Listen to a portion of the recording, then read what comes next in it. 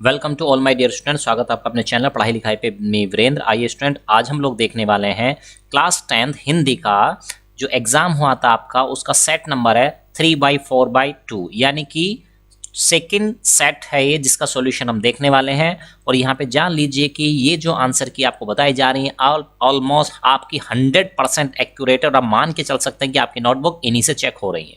चलिए चलते हैं, पहला पैराग्राफ देखते हैं। हे ग्राम देवता नमस्कार, ये करके एक पैराग्राफ है ना, 3/4/2, ये हमारा सेट है जिसके बारे में बात कर रहे हैं।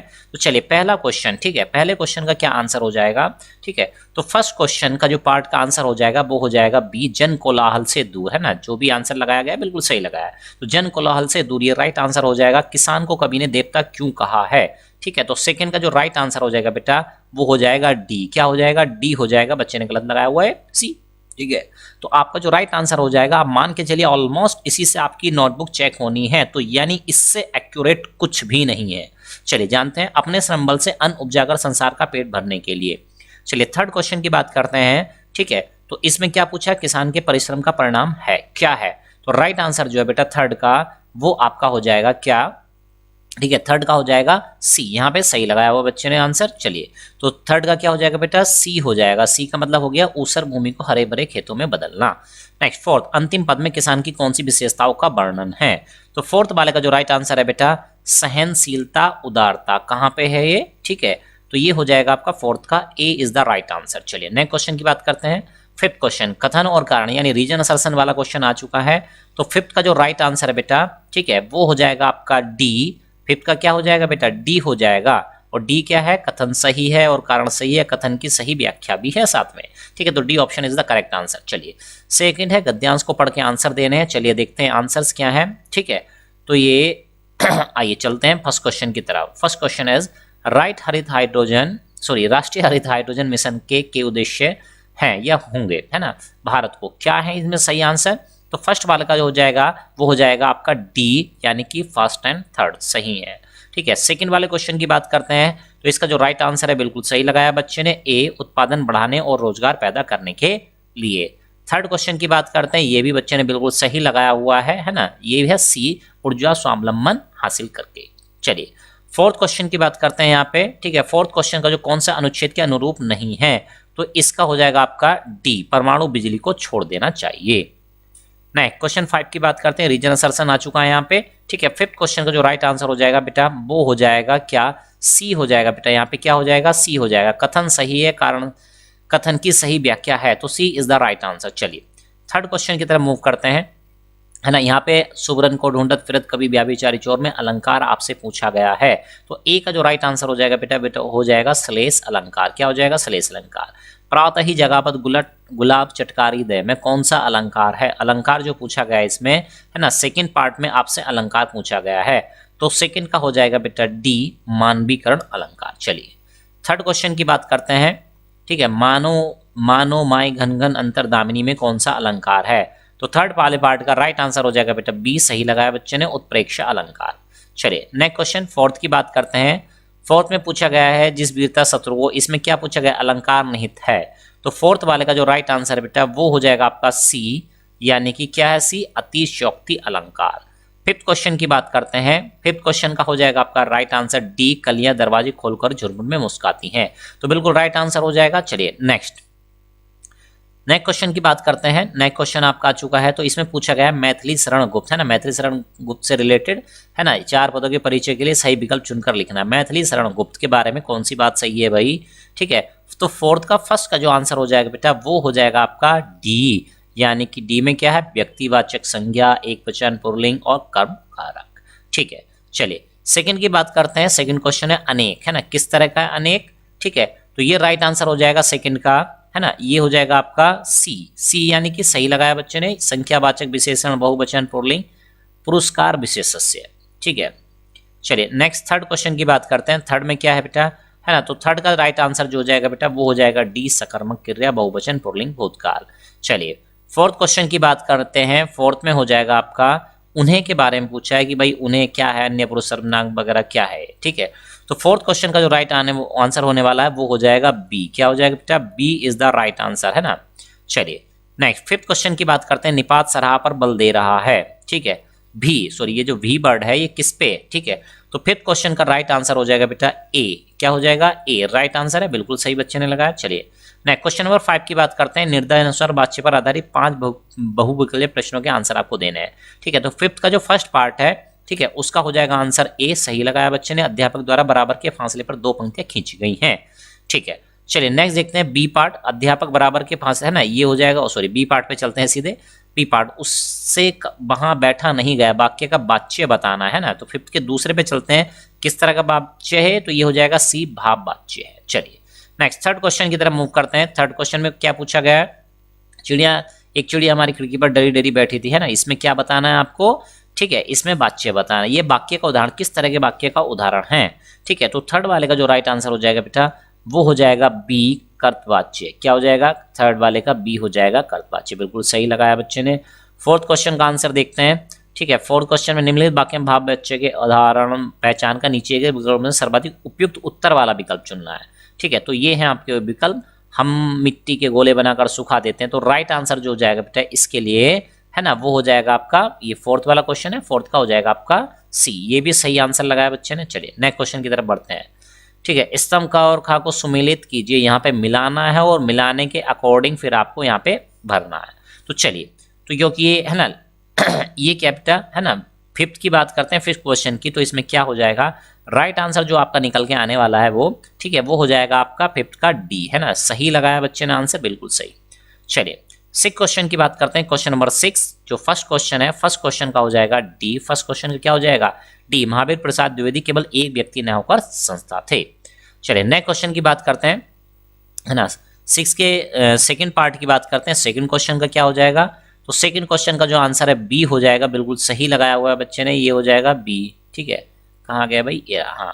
चलिए क्या हो जाएगा, बी हो जाएगा। टोली के अधिक बच्चे खिंच जाते हैं इसलिए टोली की हार होती है। थर्ड क्वेश्चन की बात करते हैं, तो थर्ड क्वेश्चन का जो राइट आंसर है डी है, ये भी सही लगाया हुआ है बच्चे ने, ठीक है। चलिए नेक्स्ट फोर्थ क्वेश्चन की बात करते हैं, है ना। फोर्थ क्वेश्चन की जो बात करते हैं, यहाँ पे जो आंसर आने वाला है इसका, ये आ जाएगा आपका सी। यहाँ पे बात करेंगे सी आएगा बेटा, क्या आएगा इसमें, सी। ये रहा सी आपका सेकंड एंड फोर्थ, ठीक है। चलिए फिफ्थ क्वेश्चन की बात करते हैं। फिफ्थ क्वेश्चन क्या है, पहले क्वेश्चन देख लेते हैं। मैचिंग है और फिफ्थ क्वेश्चन में मैचिंग करानी है, तो फिफ्थ क्वेश्चन के जो मैचिंग आप कराएंगे तो वो आ जाएगा आपका बी ऑप्शन इज करेक्ट, है ना। ये भी बच्चे ने बिल्कुल राइट आंसर दिया है। चलिए क्वेश्चन नंबर 7 की बात करते हैं, क्या है यहाँ पे, तो फर्स्ट क्वेश्चन, उत्साह कविता की विशेषताएं हैं, क्या क्या विशेषताएं हैं, ठीक है। तो 7 का जो हो जाएगा बेटा, वो हो जाएगा क्या, 7 का जो फर्स्ट है ना दिया हुआ है, उसका आंसर आपका निकलने वाला है ए। क्या निकलने वाला है, ए, यानी कि फर्स्ट एंड सेकेंड। चलिए आगे चलते हैं, नेक्स्ट क्वेश्चन की तरफ मूव करते हैं। यह दंतुरित मुस्कान कविता में कौन सा भाव मुखरित होता है, ठीक है। तो सेकंड पार्ट की बात करते हैं, तो इसमें होता है सी, है ना, सॉरी कौन सा क्वेश्चन है बेटा, एक बार देख लेते, चेक करते हैं। 7, हाँ 7 क्वेश्चन के आंसर की बात कर रहे हैं। तो 7 क्वेश्चन का जो सेकंड पार्ट है, ठीक है, उसका आंसर हो जाएगा डी, वात्सल्य, है ना। ये बिल्कुल राइट आंसर माना गया बोर्ड के द्वारा कि भाई ये सही हो जाएगा, ठीक है। तो ऐसा बिल्कुल है ना 100% एक्यूरेट आंसर की आपको बताई जा रही है यहाँ पे, तो इसमें इफ एंड बट कुछ नहीं होने वाला है। चलिए आगे चल के बात करते हैं। पठित पद्यांश पर आधारित बहुविकल्पीय प्रश्नों के सर्वाधिक उपयुक्त विकल्प चुनकर लिखिए। तो राइट आंसर देखते हैं क्या हो जाएगा भाई पहले क्वेश्चन का, ठीक है। 8 की बात करते हैं, सी परशुराम को, है ना, तो बिल्कुल सही बच्चे ने लगाया ये आंसर परशुराम को। सेकंड क्वेश्चन की बात करते हैं, ठीक है, यहाँ पे दिया हुआ है, तो लक्ष्मण ने धनुष टूटने के लिए कौन से तर्क दिए, तो राइट आंसर हो जाएगा 8 का जो सेकंड पार्ट है उसका हो जाएगा सी। ये भी सही लगाया है। कौन कौन से कारण दिए थे उन्होंने, तो कारण दिए थे फर्स्ट सेकंड एंड थर्ड। कौन से दिए थे, फर्स्ट सेकंड एंड थर्ड, ये यानी कि 3 दिए थे स्टार्टिंग। सभी धनुष एक समान है, पुराना धनुष टूटने से क्या हानि क्या लाभ, वह तो छूते ही टूट गया, ये 3 है ना रीजन दिए थे लक्ष्मण ने, जिसके बाद परशुराम जी क्रोधित भी हो गए थे। चलिए परशुराम ने अपने परसे की ओर देखा, इसका क्या भाव है, ठीक है। तो थर्ड क्वेश्चन की बात करते हैं, तो इसका जो राइट आंसर हो जाएगा बेटा वो हो जाएगा डी, है ना, बच्चे ने बिल्कुल सही आंसर लगाया है। और फोर्थ क्वेश्चन की बात करते हैं। फोर्थ क्वेश्चन में, ठीक है, परशुराम ने अपने, है ना, सॉरी परशुराम ने लक्ष्मण का वध न करने के लिए क्या तर्क दिया, ठीक है। तो फोर्थ क्वेश्चन का जो राइट आंसर हो जाएगा बेटा वो हो जाएगा ए, क्या वे बालक का वध नहीं करेंगे। परशुराम ने अपने परिचय में नहीं कहा, क्या नहीं कहा था उन्होंने अपने परिचय में, ठीक है। तो फिफ्थ का आंसर जो हो जाएगा वो डी हो जाएगा, मैं बहुत विद्वान हूं, ऐसा कभी नहीं कहा, है ना। और ज्ञानी लोग जो होते हैं वो ऐसा कहते भी नहीं है। चलिए 9 क्वेश्चन की तरफ मूव करते हैं अभी, है ना। तो 9 क्वेश्चन का जो फर्स्ट पार्ट है, नेताजी का चश्मा पार्ट का केंद्र बिंदु है। तो फर्स्ट पार्ट का राइट आंसर जो हो जाएगा बेटा वो हो जाएगा ए, देशभक्ति। बिल्कुल सही आंसर लगाया बच्चे ने। सेकंड क्वेश्चन, लखनवी अंदाज के लेखक ने यात्रा, है ना, इस क्वेश्चन से रिलेटेड जो आंसर है सेकंड का वो हो जाएगा सी, नई कहानी के बारे में सोच सकने के लिए। तो सी भी सही आंसर है बच्चे का। चलिए नेक्स्ट क्वेश्चन की बात करते हैं, क्वेश्चन नंबर 10 की ओर मूव करते हैं, है ना, और इसमें देखते हैं, है ना, रीजन असर्शन टाइप का एक क्वेश्चन है। ठीक है, तो फर्स्ट क्वेश्चन जो है उसका हो जाएगा बेटा सी। फर्स्ट क्वेश्चन का क्या हो जाएगा, सी हो जाएगा इसका। सी का मतलब आप समझ रहे हैं, कथन और कारण दोनों सही तथा कारण कथन की सही व्याख्या करता है। नेक्स्ट सेकंड पार्ट की बात करते हैं, इस गद्यांश में बाल गोविंद भगत की किन विशेषताओं का उल्लेख किया गया है। तो 10 का जो सेकंड पार्ट है वो है ए, आंसर हो जाएगा इसका सही। ये बच्चे ने बिल्कुल सही लगाया है, सत्यवादी, स्पष्टवक्ता और निष्ठावान। ठीक है, चलिए सेकंड का क्या हो जाएगा बेटा, ए हो जाएगा। थर्ड की बात करते हैं। ठीक है, थर्ड क्वेश्चन, बाल गोविंद कबीर को अपना मानते थे, क्या मानते थे, तो इसका हो जाएगा डी, गुरु। बिल्कुल सही लगाया है। बाल गोविंद को कबीर को अपना आदर्श मानने का आधार था, कबीर की क्या थी वो विशेषताएं। तो चलिए चलते हैं फोर्थ वाले में है। फोर्थ वाले का जो राइट आंसर हो जाएगा बेटा वो हो जाएगा स्पष्टवादिता। ठीक है, क्या हो जाएगा, स्पष्टवादिता और रूढ़ी का विरोध, है ना, तो यानी कि सी आंसर इसका हो जाएगा आंसर। चलिए क्वेश्चन नंबर 5 की बात करते हैं, है ना। 5 में दिया है, निम्न में कौन सा कथन गद्यांश के अनुरूप नहीं है। तो बाल गोविंद कबीर, है ना, ऑप्शन दिया हुआ है इसमें, तो राइट आंसर जो होगा बेटा वो सी हो जाएगा। दो टू बात कहने में संकोच करते। ठीक है, तो इस तरह से इसका आंसर ये हो जाएगा। इस तरह से आपने सभी एमसीक्यू क्वेश्चन के आंसर देखे, उसके बाद रिटर्न क्वेश्चन आ चुके हैं ना, यानी कि वर्णनात्मक प्रश्न आ चुके हैं। चलिए अब हम मूव करते हैं नेक्स्ट सेट की तरफ, है ना। पहले सेट का आंसर हम पहले ही डाल चुके थे, सॉल्यूशन डाल चुके थे। अब देखने वाले यहाँ पे क्या, सेट नंबर 3। ये कौन सा सेट है, सेट नंबर 3। ठीक है, फर्स्ट का पहले ही डाल चुके थे, सेकंड और थर्ड का कंबाइन करके यहाँ पे डाला जा रहा है। तो चलिए देखते हैं फर्स्ट क्वेश्चन यहाँ पे बात करते हैं। सेट, ये थर्ड सेट है आपका। चलिए 3/4/3, ठीक है, ये सेट है। तो पर देखते हैं फर्स्ट क्वेश्चन का आंसर क्या होने वाला है। कथन और कारण को पढ़कर उपयुक्त विकल्प चुनिए तथा, ठीक है, तो चलिए तो भाई क्या हो जाएगा, फर्स्ट क्वेश्चन का जो राइट आंसर हो जाएगा वो हो जाएगा सी, यानी कि कथन सही है और कारण कथन की सही व्याख्या करता है। चलिए सेकंड पार्ट की तरफ मूव करते हैं। तो सेकंड पार्ट का हो जाएगा डी, परमाणु बिजली को छोड़ देना चाहिए, है ना। तो क्वेश्चन रिपीटेड है, भारत को अपने ऊर्जा व्यय को किस प्रकार सीमित कर सकता है। ठीक है, तो थर्ड का जो राइट आंसर हो जाएगा बेटा वो हो जाएगा सी। बच्चे ने बिल्कुल सही लगाया, ऊर्जा स्वावलंबन हासिल करके। भारत को स्वच्छ ऊर्जा की आवश्यकता क्यों है। ठीक है, रेड पेन से लगा हुआ है, ठीक है, तो हम नहीं लगाया ये आंसर। ठीक है, देख सकते हैं।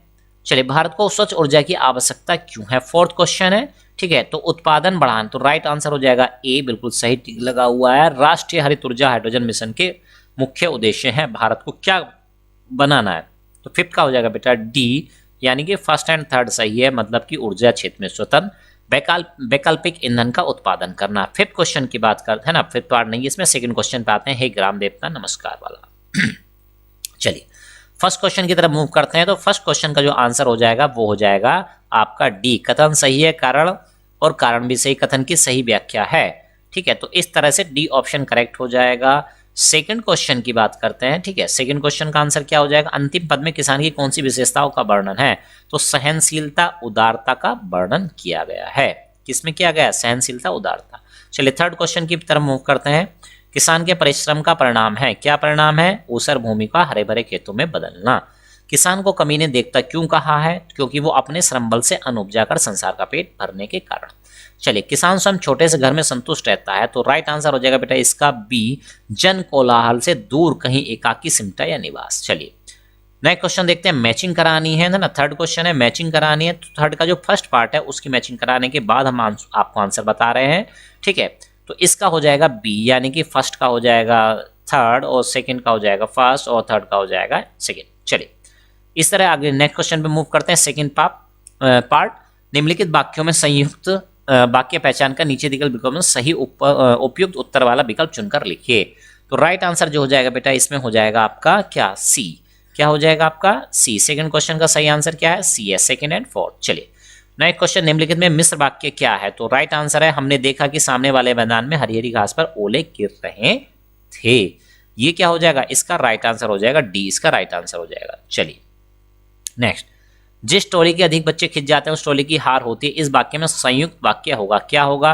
तो राइट आंसर है बी, टोली के अधिक बच्चे खिंच जाते हैं इसलिए टोली की हार हो जाती है। नेक्स्ट है, महावीर प्रसाद द्विवेदी के केवल एक व्यक्तित्व नहीं थे, वे एक संस्था थे। इस वाक्य का सरल वाक्य होगा। तो राइट आंसर है डी, महावीर प्रसाद द्विवेदी केवल एक व्यक्ति न होकर संस्था थे।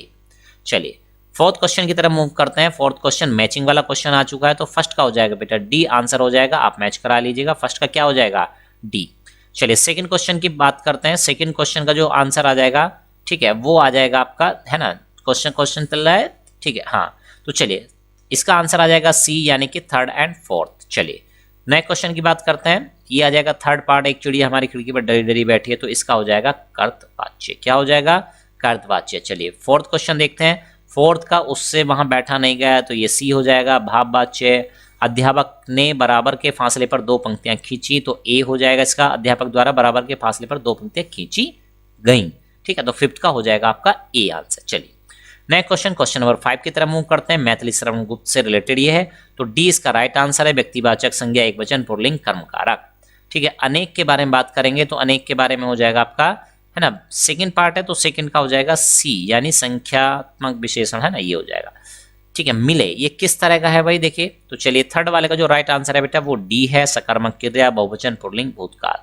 उन्हें के बारे में बात करें तो इसका हो जाएगा, फोर्थ का हो जाएगा आपका B is the right answer.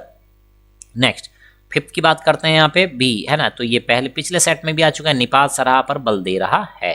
Next निर्देश अनुसार अलंकार पर आधारित निम्नलिखित 5 बहुलक प्रश्नों के उत्तर देने हैं। तो भाई देखते हैं, निम्नलिखित में मानवरीकरण अलंकार का उदाहरण है, तो राइट आंसर है डी, कलियां दरवाजे खोल खोल जब झुरमुट में मुस्काती है, ये इसका राइट आंसर हो जाएगा। सेकंड जिस वीरता से, है ना, ये किसका है, ये तो सेकंड आंसर हो गया, ये मतलब डी इसका आंसर हो चुका है, 6 का डी, फर्स्ट का डी हो चुका है।